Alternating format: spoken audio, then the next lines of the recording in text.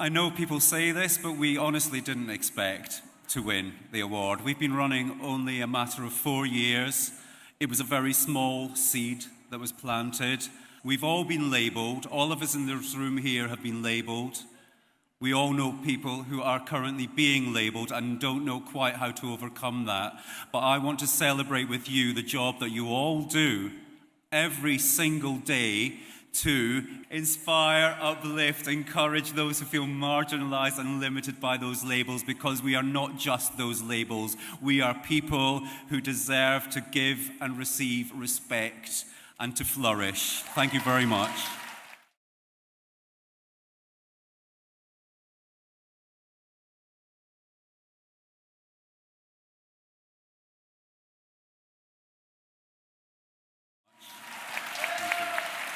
We're not just a national campaign, we're international because we utilise social networks.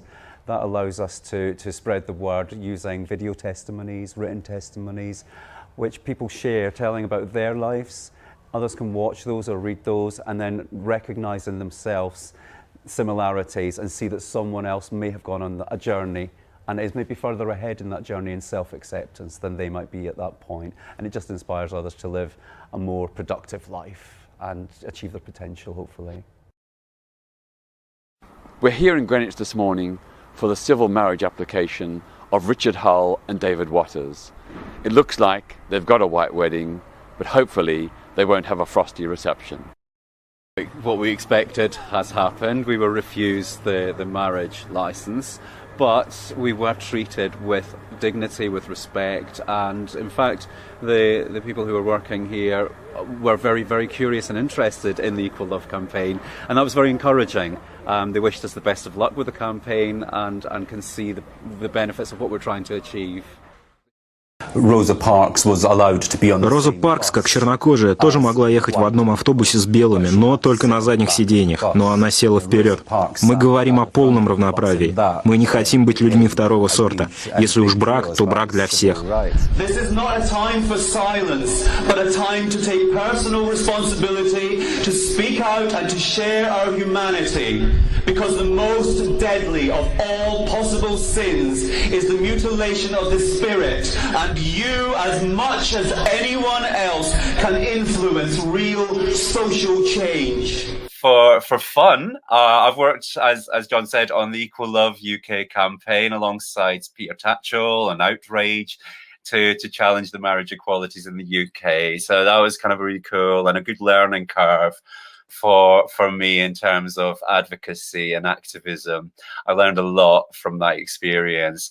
At the same time, I did set up the Give 'em Hope campaign. I was quite inspired by bringing together minority communities rather than having a sole focus on LGBT or disability or race, religion. I felt that as minorities, bringing us together, we actually are the majority, and our voices collectively have much more power. So that's why I created the Give 'em Hope campaign, which is videos and written testimonies which are available online and are there to inspire others to feel more empowered. I'm currently editing my book, Never Blend In, which is solely focused on LGBTQ plus role models, and that's stories of resilience and empowerment. Again, so that others can listen or read and maybe get some power from the words and realize they're not quite alone in their own circumstances.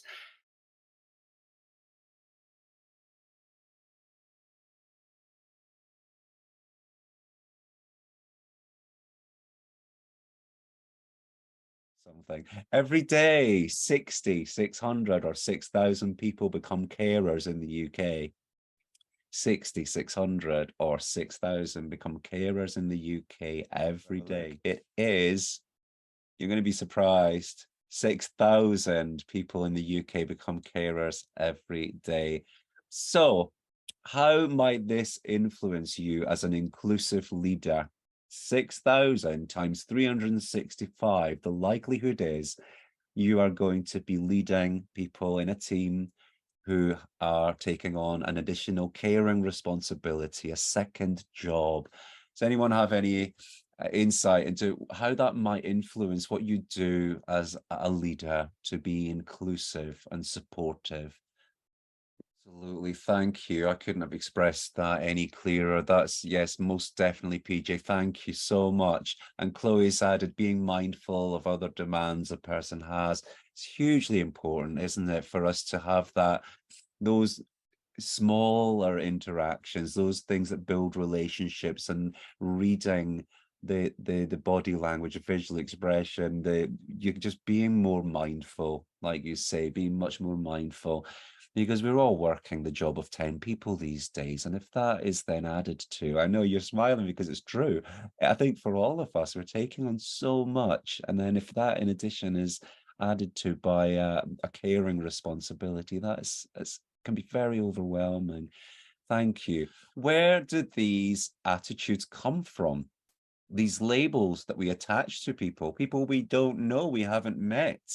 How can we possibly feel that they are less productive in that case? Many are learned. Yeah, most definitely. There are those learned attitudes, and it's certainly, well, you were talking about like micro behaviors, and we'll look at how those micro behaviors are formed, where they come from, rather. Lack of interaction. Yes, I used to be a teacher, and I was in mainstream first of all.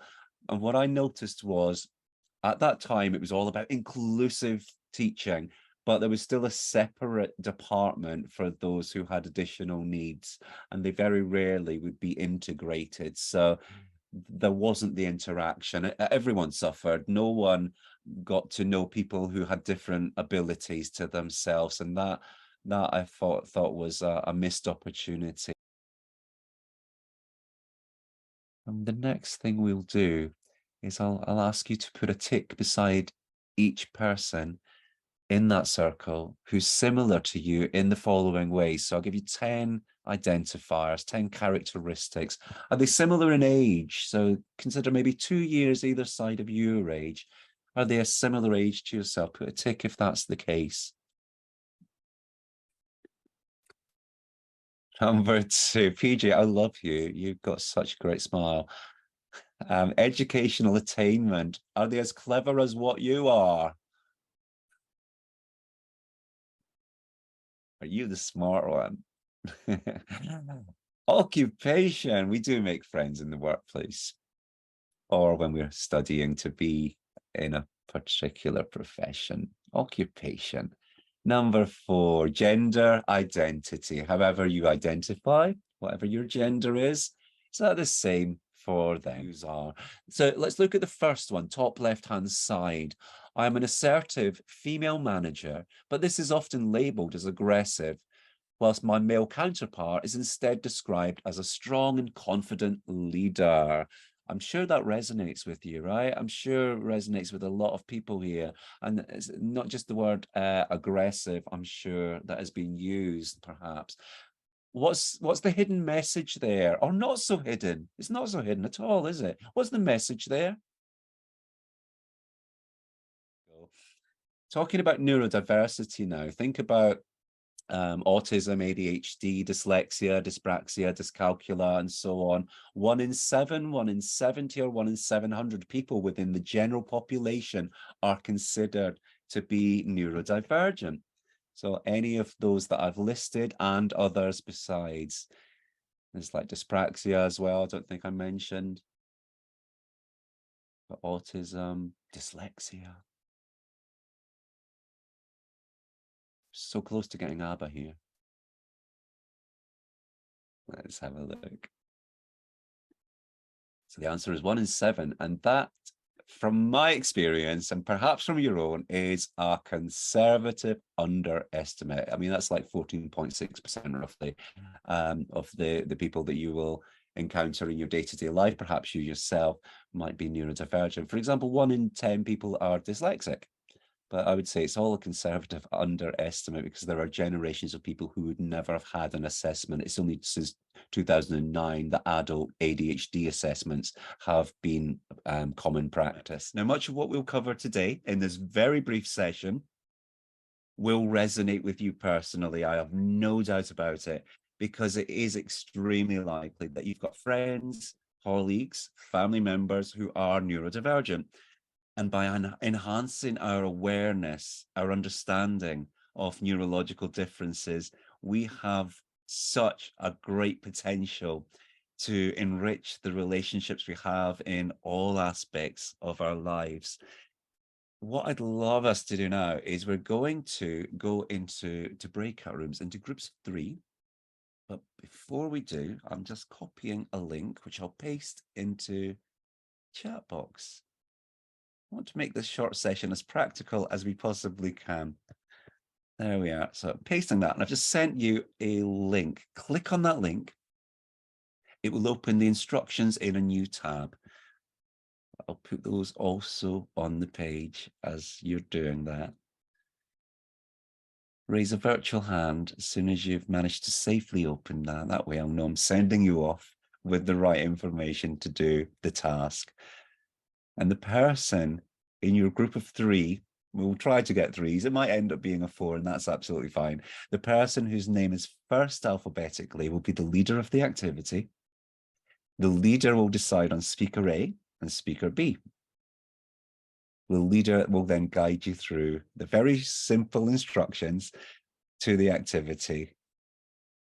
Have we got some raised hands? Let's have a little look, make sure. Thank you for raising your hand. You're all so good. You're all so well behaved. That's great. Fantastic. Let's set up some rooms very quickly. You'll be in the room for 5 minutes, no more than that. And I'll give you time to go through that activity. Where's my breakout rooms? Here we are. Breakout rooms.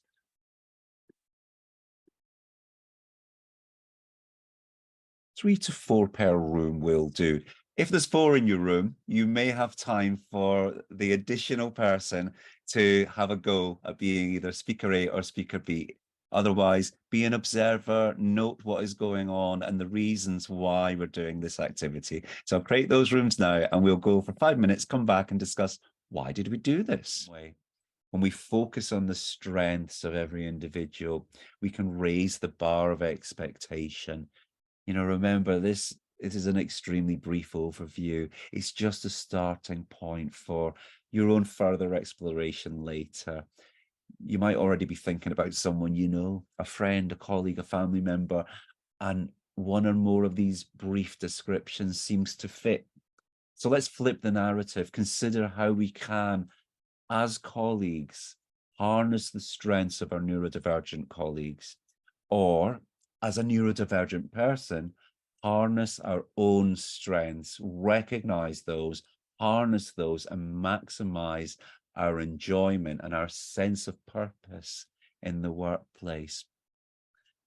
You know, marginalized staff shouldn't be doing all of the work when it comes to making the changes that need to happen in the workplace. We need allies. We need connections in the workplace.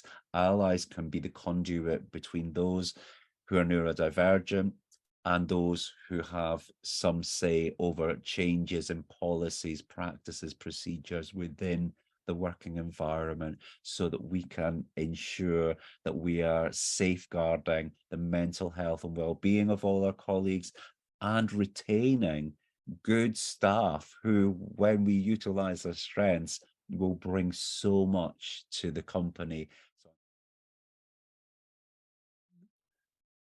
What I'd like you to do is click on the link there and it will open a new page for you. We'll then go into Teams in breakout rooms to discuss the questions you see on the slide here, but those are also on the tab that is opening for you now. Once you've opened the link safely, raise a virtual hand and let me know that you're good to go.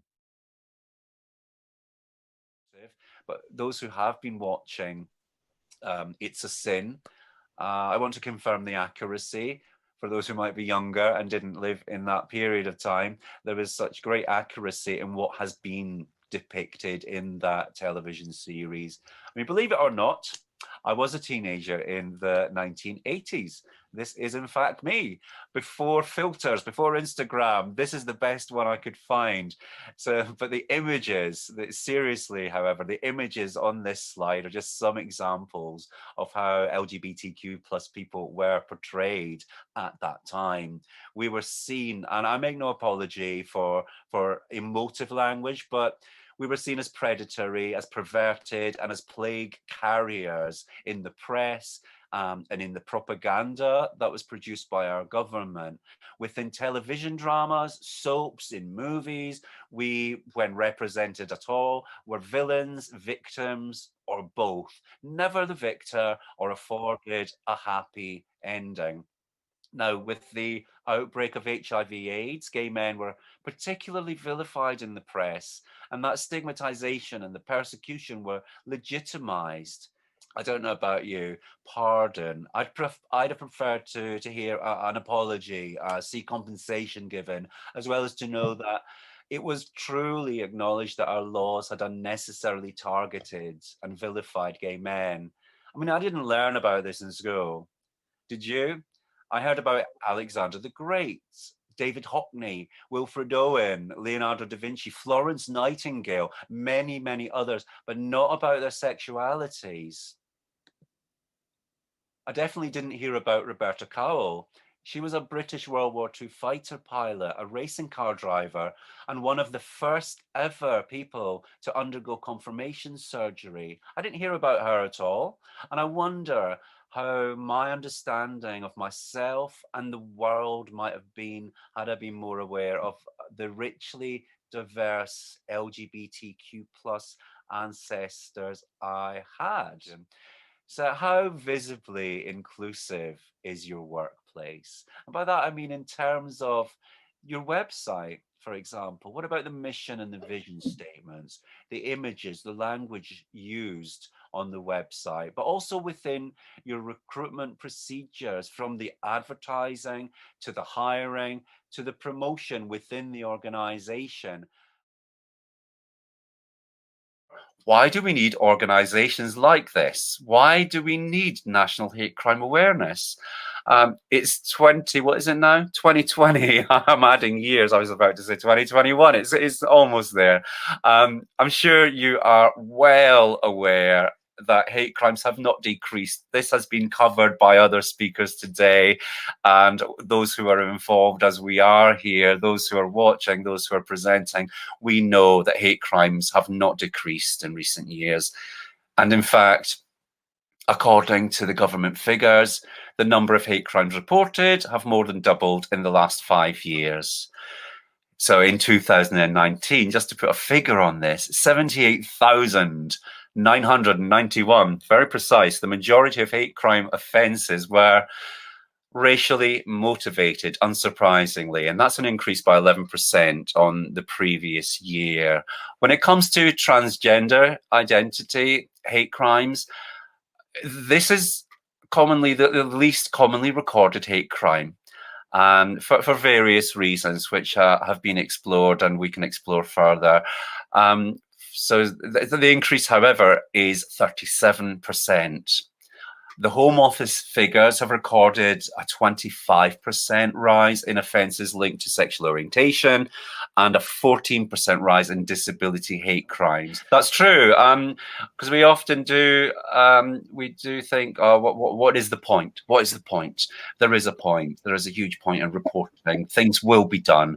There are organisations like yourselves and like 172430 all across this country, across the world, where we can access support, and reporting can be done through an organisation rather than directly to the police or even to the council. It can be done with the support of a third-party organisation. So you have to report. You have to report. It's like being bullied in school. Nothing will be done and the bullies will carry on. The reporting will make a difference to the statistics that are there and the responses that are being made. So yeah. Here we'll explore unconscious bias and key terminology, including affinity bias, confirmation bias, as well as the halo and horns effect, to understand the positive impact of developing awareness within the organisation. To understand how biases are formed, let's consider the human brain and how it processes information. The brain is like two processing systems, the conscious and subconscious. The conscious mind is responsible for deliberate and reflective thought, whereas the subconscious brain is governed by instinct and intuition. Our subconscious mind has absorbed every detail of our lived experience, our upbringing, socialization, including our exposure to the media, and has developed mental shortcuts which allow us to process information quickly and to make predictions about possible outcomes. What is inclusive recruitment? Inclusive recruitment is a process that is fair and equal and offers employment opportunities for all groups of people. A well-planned inclusive recruitment procedure provides our organisation with a wide talent pipeline that has been taken from a selection of diverse candidates. Somehow, in some way, you too can affect real change in this world. Thank you.